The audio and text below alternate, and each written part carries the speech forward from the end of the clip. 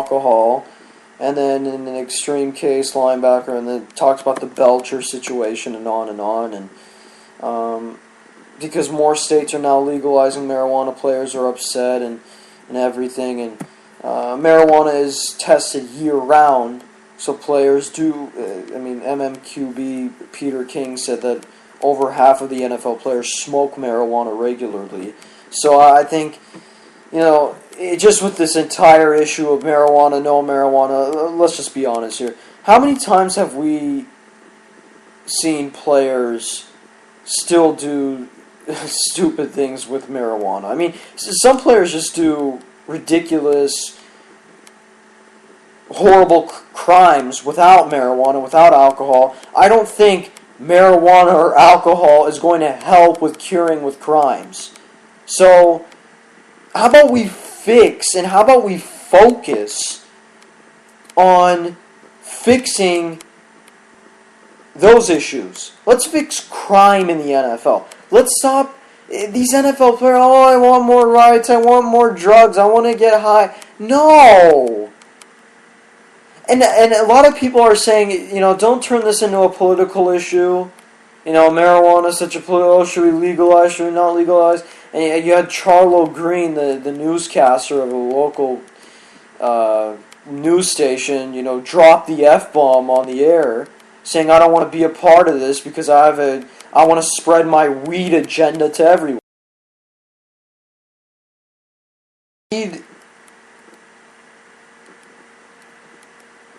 Hello? Okay. Sorry, there was a quick delay.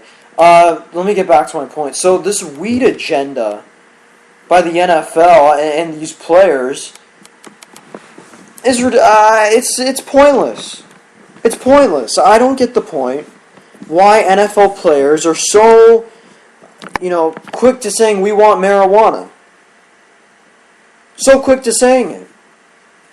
Medical marijuana, that's totally fine in my opinion. Okay? There's a reason. But I don't get the point, because this is the argument I have with NFL players when they talk about marijuana and how it's not bad.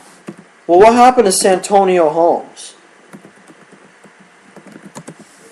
What happened to Santonio Holmes, everybody? He was arrested because of marijuana. He was arrested for marijuana. You remember that? 2008. I actually have it right here. Scott Brown of the Trib Live website. This is what he said. This was the 2008 article. Let me read it to you. Santonio Holmes apologizing via a release statement for the misdemeanor marijuana possession charge he is expected to receive, and then so he was charged, and then he apologized and everything. If marijuana is so great, then why did Santonio Holmes get arrested? The league just has a problem with crime, with all these issues. Players with drunk driving, with Peterson, Rice. It's just everybody is going through something, and for players to be so, I don't want to call the NFL players clueless, but on this situation they are. They're saying, oh, well, Santonio marijuana got arrested, it didn't matter. I mean, yes, it does. Let's eliminate all the negative temptations and get back to getting guys to stop committing things that they shouldn't be committing. Let's get back to that, okay? And then if players possess self-control and they possess some type of maturity, maybe.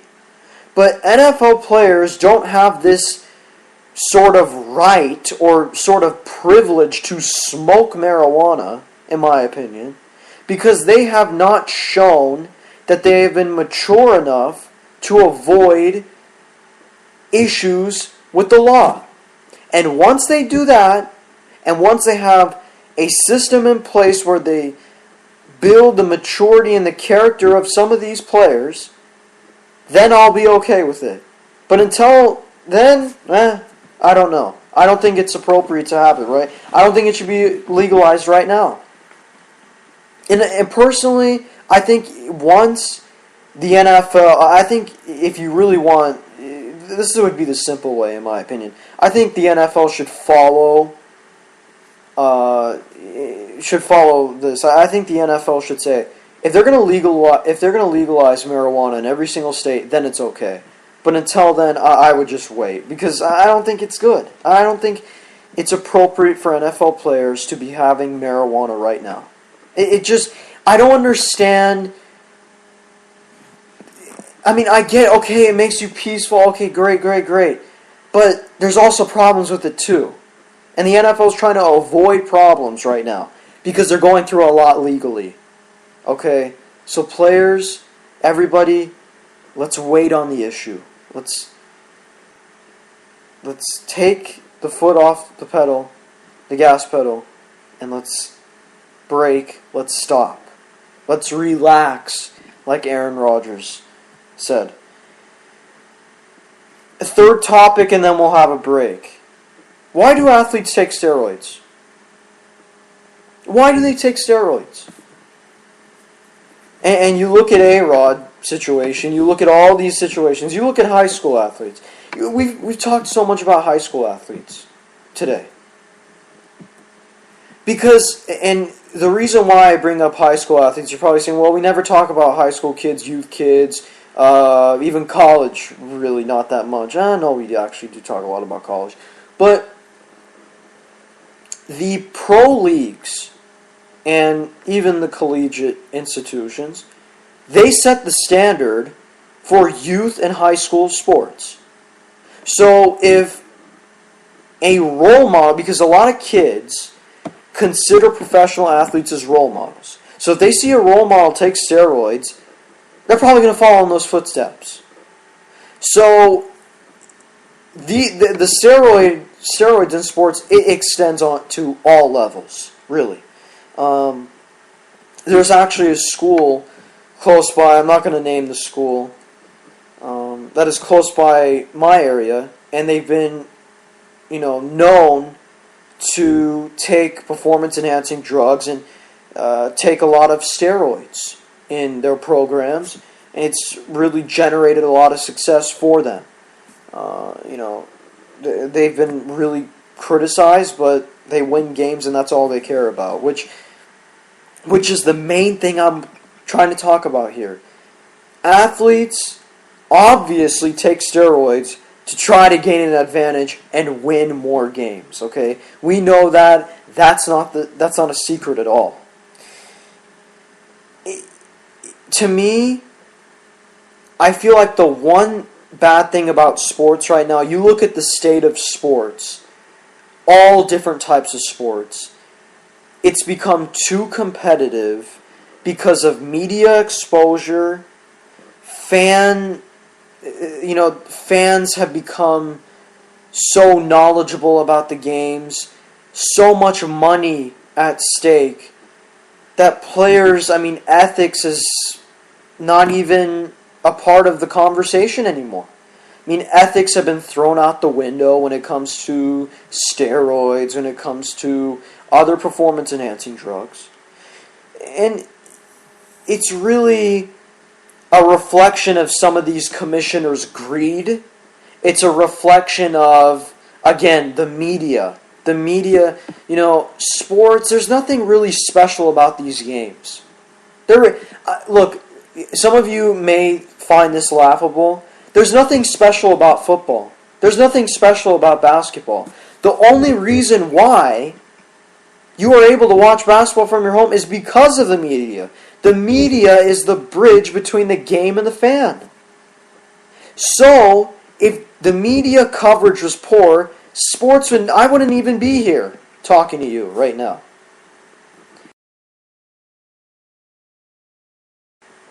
Sports, hello? Alright, I'm getting a lot of delays. Sports media drives sports. Period. Period. And you can hate on every media member you want. You can hate on all the networks. But you tune in all the time. It's the reality. You tune into this show. You tune into ESPN. You tune into Fox. You tune into CBS. So you can complain all you want about how it's the media's fault for everything. But, and is the media a blessing? Yes. Is it a curse? Of course. So, to me, the media exposure, the money involved, all of these factors make athletes feel pressured to take steroids, and therefore it has been a huge epidemic all across the board in every single sport, including basketball. We had the Hedo Turkoglu incident a few years ago with when he was back with Toronto, and then when he came back to Orlando, he had some HGH, performance enhancing drug. He was out for like 40 to 50 games. So it's the issue is so. People say, how do you stop it? How do you stop it? I just think, again, testing players every single day, holding these guys accountable. I think we're starting to do that more and more and more. Just the main thing, though, I hope this doesn't get to the youth and high school level, because if it does, it's just disgusting. I just get disgusted by all these scandals all the time. Every day, every time you go high school, oh, steroids, oh, cheating, oh, this. When I want to see these high schools have some ethic. I want to see these institutions have some ethics. And the money has ruined it all. It really has. I hope either, I don't know. I don't know how to... Because I don't want money to be taken away from sports. I mean, that's not appropriate, but I think because people's livelihoods are on the line. But I definitely do not want these unethical stories, these unethical things to continue to happen. And that's been the real issue here, and money is really the root of all evil. I mean, you could say that in this situation, I would agree with you. I'll take a quick break. I'll be back in a moment here on Beyond the Box Score. So we'll be back in a moment. Take a quick break. We'll see you soon. Please tweet at SM_Cameron, or you can comment on the green bubble here on Beyond the Box Score. We're taking a break. Who is the team to beat in the National Football League as we begin preseason action? NFL insider Robert Dieters is up next on National Sports.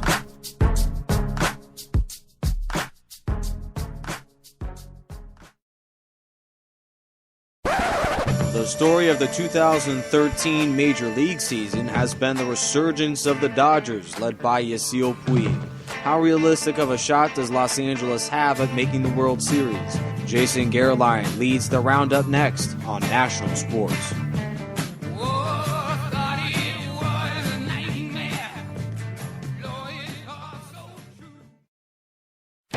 Your presentation of National Sports is brought to you by Spreaker.com. Broadcast and listen to news, radio, and music with one low monthly rate.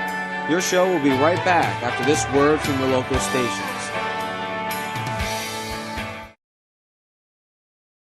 Hello and welcome back to Beyond the Box Score here with Cameron Sadeghi. And as you know, Friday night's big high school football. You got Mission Viejo Diablos. And, of course, San Juan Hills, and my school lost. San Juan Hills losing 42-21 in Mission Viejo. So, breaking news there. Alright, so, next topic. We've got to talk about the North Carolina scandal.